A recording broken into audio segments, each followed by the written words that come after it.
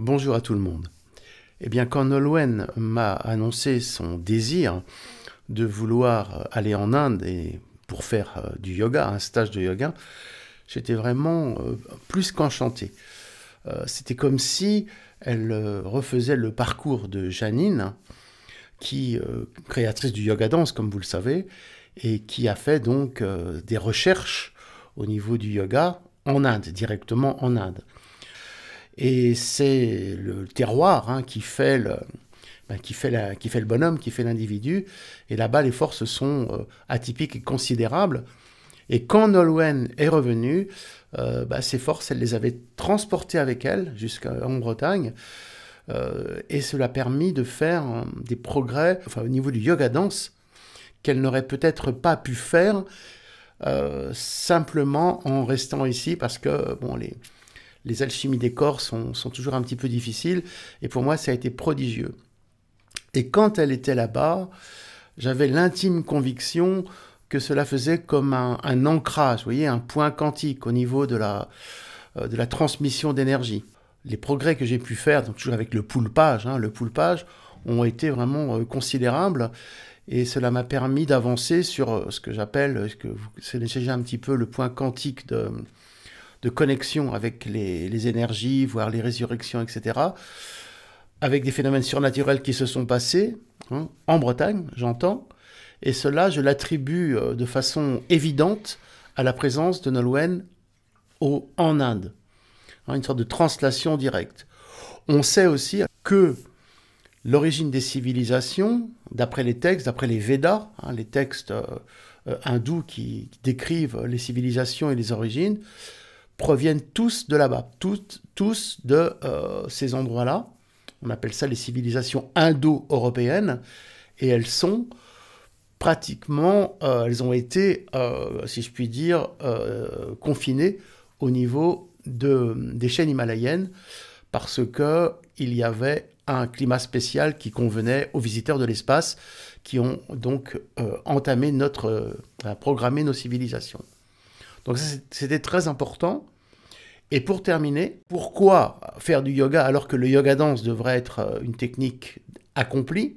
Là, c'est parce que c'est un parcours initiatique, Nolwenn est en parcours initiatique, mais Janine le redisait, je l'ai revu dans son cahier de notes, le yoga n'est pas adapté à l'Occident. Ce n'est pas une technique occidentale, car nous sommes trop mental ou mentaux, je ne sais pas comment on dit, et à ce moment-là, le yoga n'a pas vraiment d'incidence, d'application au niveau du corps. Et nous, les Occidentaux, comme elle le disait, faisons ça ou traduisons ça comme une gym, comme une culture physique. Alors qu'en fait, c'est un accomplissement au niveau de la recherche intérieure qui nous amène vers l'extase. Et c'est pour cela qu'elle avait créé le yoga dance. Mais pour arriver, en tant que prof, je parle de Nolwenn notamment, à avoir l'essence du yoga dance, il paraissait judicieux d'aller là-bas. C'est ce qu'elle a fait, c'est ce qu'elle est revenue avec toute cette information cellulaire nouvelle. Voilà ce qui était intéressant de faire comme introduction par rapport au voyage qu'elle va vous mettre en vidéo, et je vous laisse le découvrir.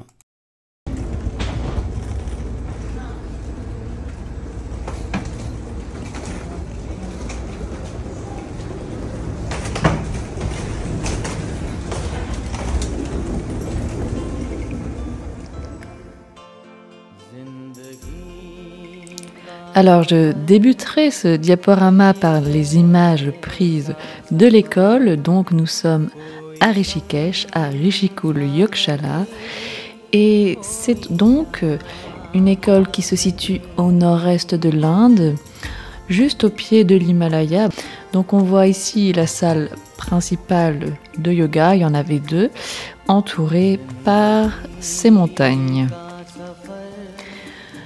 Ce que je suis allée chercher là-bas, je ne le savais pas vraiment, mais finalement, comme j'avais déjà entendu, l'Inde est un pays qui transforme de l'intérieur, mais dans lequel on va trouver des choses auxquelles on ne se serait pas forcément attendu. Donc là, on a toujours la vue au niveau de l'école, dehors, puisque la salle était au niveau du top, donc du roof, je veux dire du toit. Donc là, nous avons l'extérieur du toit où je me situe, et là, donc, l'intérieur de la salle avec la classe, le premier jour. Lorsqu'on m'a soufflé l'idée de partir, finalement, la décision a été très rapide, et l'idée, c'était de partir le plus vite, de ne pas trop laisser le temps de la réflexion, en fait. L'idée est là, allez hop, on fonce et on y va. Et donc je suis très enchantée de tout ce que j'ai pu vivre là-bas et surtout me rendre compte que ce soit sur mon propre fonctionnement ou le fonctionnement des humains globalement.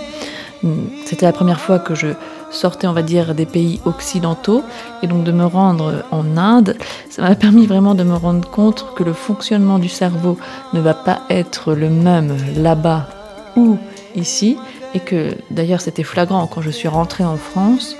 Je sentais vraiment la chape de plomb qui règne sur les Français, que ce soit au niveau rien que du stress, puisque nous sommes ici quand même conditionnés à être stressés, ce qui n'est pas le cas pour le peuple indien. J'en ai même créé une expression, donc le cerveau occidental. De revenir en France, ça me donne une nouvelle expérience, une nouvelle épreuve plutôt qu'expérience, que de trouver l'équilibre entre cette liberté que j'ai recontactée là-bas finalement et comment faire après pour me refondre dans le système français mais avec ce nouveau terreau, donc ce nouveau corps, ce nouveau moi.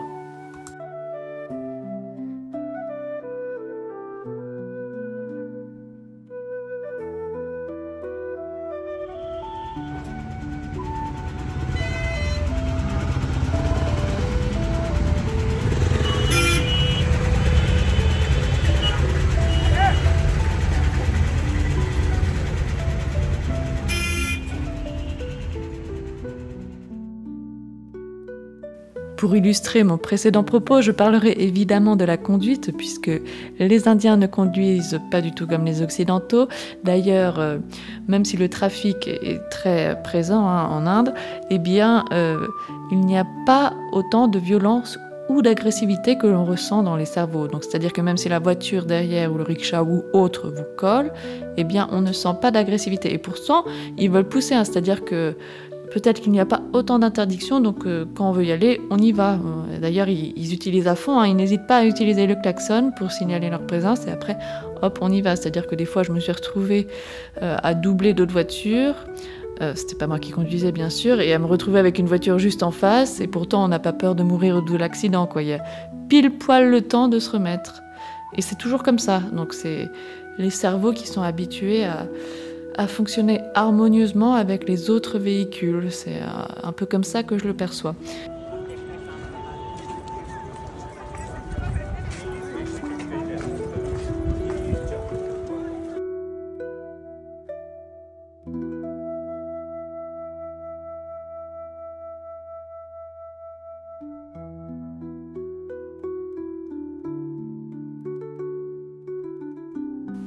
Voici le Gange, donc fleuve sacré du peuple indien, qui descend des chaînes himalayennes et qui parcourt plusieurs villes du nord de l'Inde. Donc tous les jours, ce fleuve sacré est honoré par le peuple indien et on appelle cela communément le Ganga Arti, où les Indiens se retrouvent tous les soirs. Donc je vous laisse visionner cela un peu en vidéo.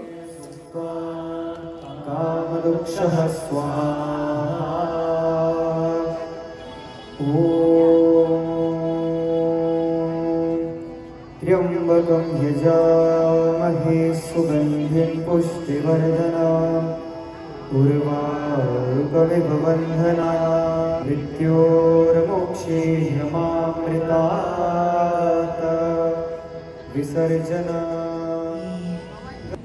देश और विदेश से आए परमार्थ परिवार, all of our beautiful family.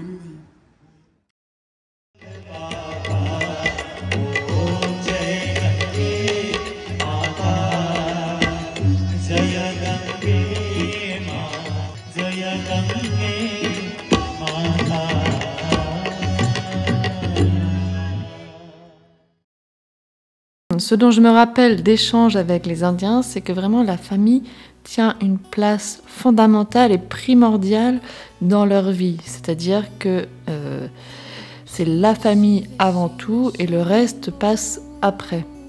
Contrairement à nous, où on veut nous extraire parfois de notre famille et vivre notre propre vie. Ben, eux, c'est important de garder ce lien fondamental avec la famille et après, la vie se construit autour. Dans la coutume, c'est vraiment le fait qu'on est soit marié, on a son mari, sa femme, ou sinon on est célibataire. Il n'y a pas de concubin, conjoint ou autre. Si on habite avec quelqu'un, c'est qu'on est marié avec lui. Ma copine indienne me racontait qu'au sein de sa famille, sa mère massait donc ses enfants, mais tous les jours, hein, lorsqu'ils étaient enfants donc. Le toucher est vraiment resté présent au sein des familles indiennes et un toucher évidemment bienveillant. Le deuxième point fondamental, donc, c'est la foi qu'ils ont tous en Dieu, en quelque chose de supérieur. Aucun Indien n'est athée par exemple, là c'est clair, hein. Donc c'est vraiment les deux points centraux qui divergent.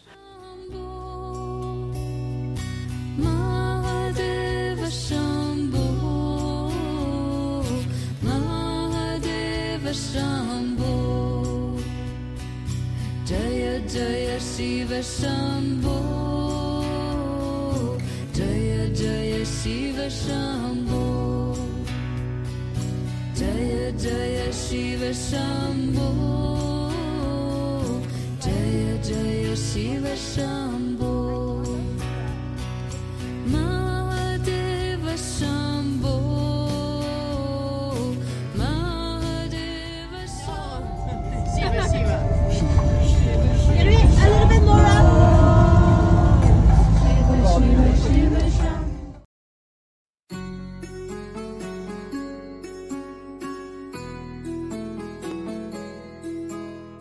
Concernant ce qu'est le yoga, c'est le professeur de philosophie qui nous demandera ce qu'était le yoga pour nous. Il nous expliquera que ce n'est pas que les postures, les asanas, ça c'est que quoi, 5% du yoga.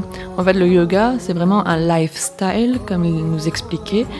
Et donc, comme nous disions au début de la vidéo, en tout cas Emmanuel et Janine à travers Emmanuel, c'est que le yoga est vraiment une technique pour s'accomplir intérieurement et devenir soi. Concernant les différentes pratiques, alors je parlerai d'abord de la plus importante pour moi, la pranayama, la respiration. Donc j'aimais beaucoup ce cours et bon, il y avait des pranayamas que j'ai découverts que je ne connaissais pas encore.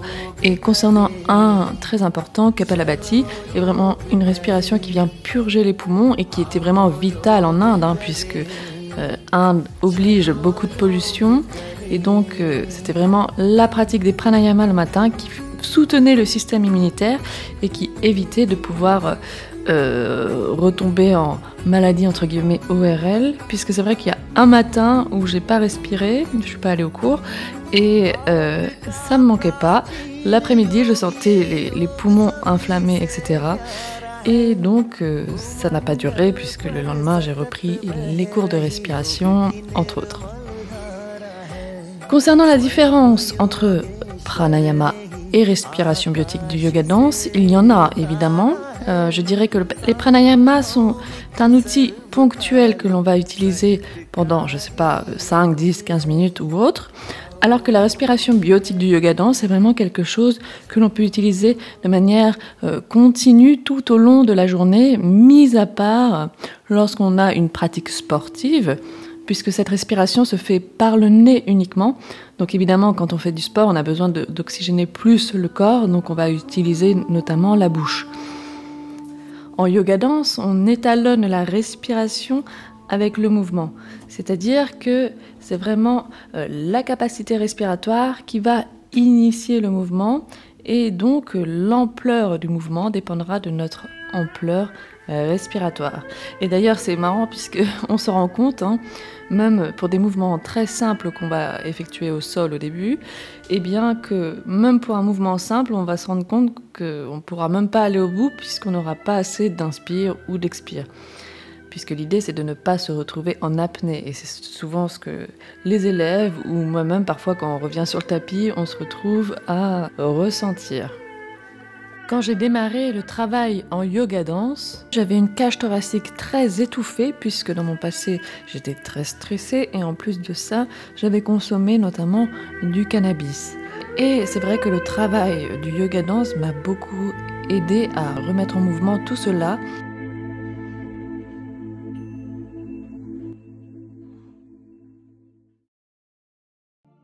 Une des difficultés que j'ai rencontrées, c'était au niveau des inversions, puisque ça venait réveiller chez moi une grande peur ancestrale, on va dire. C'était par rapport au plongeon. Déjà, j'avais peur de plonger. J'ai mis 2 étés à réussir à plonger et maintenant, c'est OK.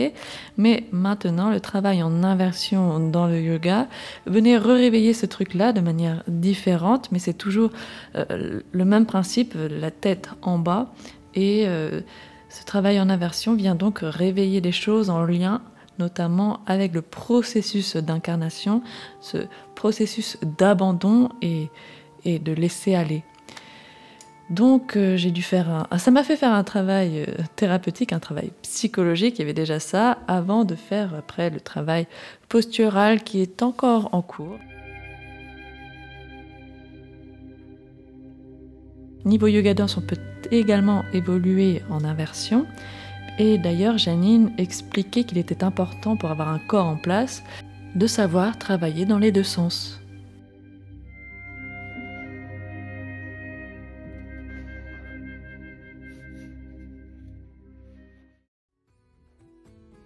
Formation oblige examen. Donc là, sur la vidéo, on me voit préparer ma pratique en anglais, puisque j'étais pas très à l'aise avec l'anglais, donc il a fallu que j'apprenne par cœur, entre guillemets, ce que j'avais à dire. Ensuite, là, on voit ma pratique à droite et l'examen écrit à gauche. Et quelques photos de la cérémonie de certification, le dernier jour de l'école. J'avais en fait commencé un traitement ayurvédique la veille, c'est pour ça qu'on voit mes cheveux bien gras. En fait, ils sont huileux, puisqu'en Ayurveda, on utilise énormément d'huile. L'huile qu'on va souvent chauffer d'ailleurs, et ce qui est très agréable. Ici, pour Shirodhara, on vient vous mettre 5 litres d'huile sur le front, c'est énorme.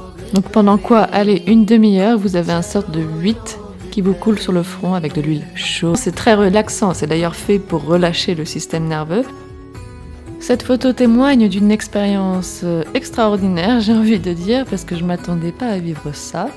Donc en fait, l'idée c'est de vous mettre du ghee, donc du beurre clarifié, enfin du ghee médical, voilà, pour hydrater profondément votre œil.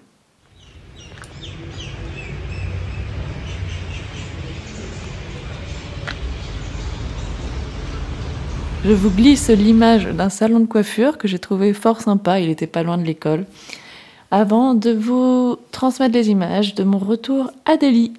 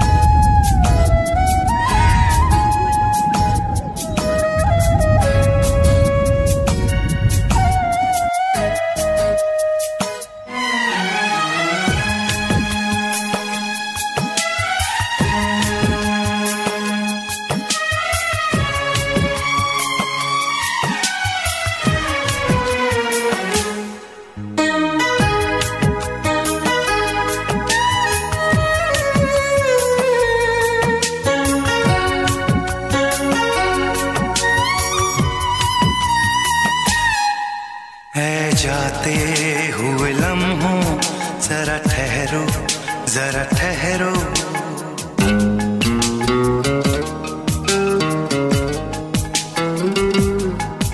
ऐ जाते हुए लम्हों जरा ठहरो मैं भी तो चलता हूँ जरा उनसे मिलता हूँ जो एक बात दिल में है उनसे कहूँ तो चलूं तो चलूं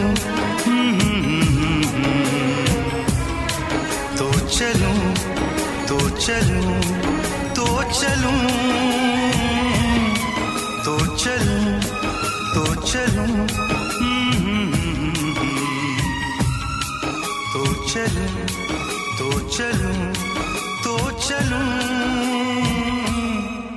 ऐ जाते हुए लम्हों जरा ठहरो जरा ठहरो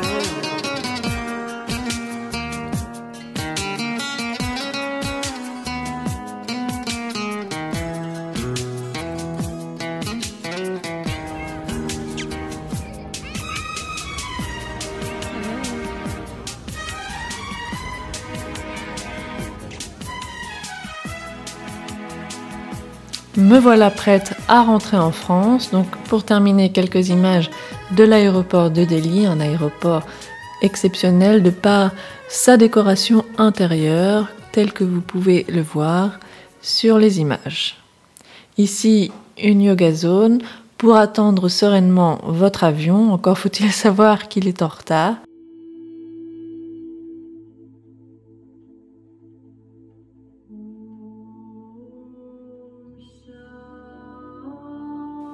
Je profite du retour de Nolwenn en avion, vous voyez, qui s'affiche avec les contrôles de vol. Là, bah oui, on est toujours un petit peu inquiet, hein, 8 heures d'avion avec tous les aléas, hein, et d'autant plus que vous allez voir qu'elle passe sur l'Ukraine, enfin sur la mer Noire où il y a tous les missiles.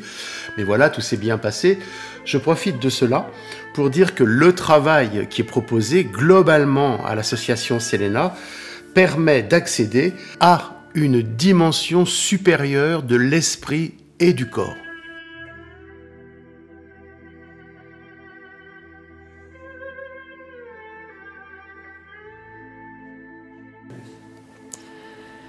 Suite à ce voyage, les éditions Selena ont décidé de publier le livre rédigé par Janine Lajeunesse, un livre inédit qui vous permettra de rentrer déjà dans l'essence du yoga dance, ainsi que de démarrer des exercices simples qui sont illustrés par des images en couleur. Donc le livre est accessible sur le site yogadance.com. Le lien est dans le descriptif de la vidéo. Et sinon, des cours en présentiel sont évidemment proposés, que ce soit à Paris occasionnellement ou en Bretagne, pour être sûr de bien vivre l'essence du yoga dance et de ne pas passer à côté de son principe fondamental unique.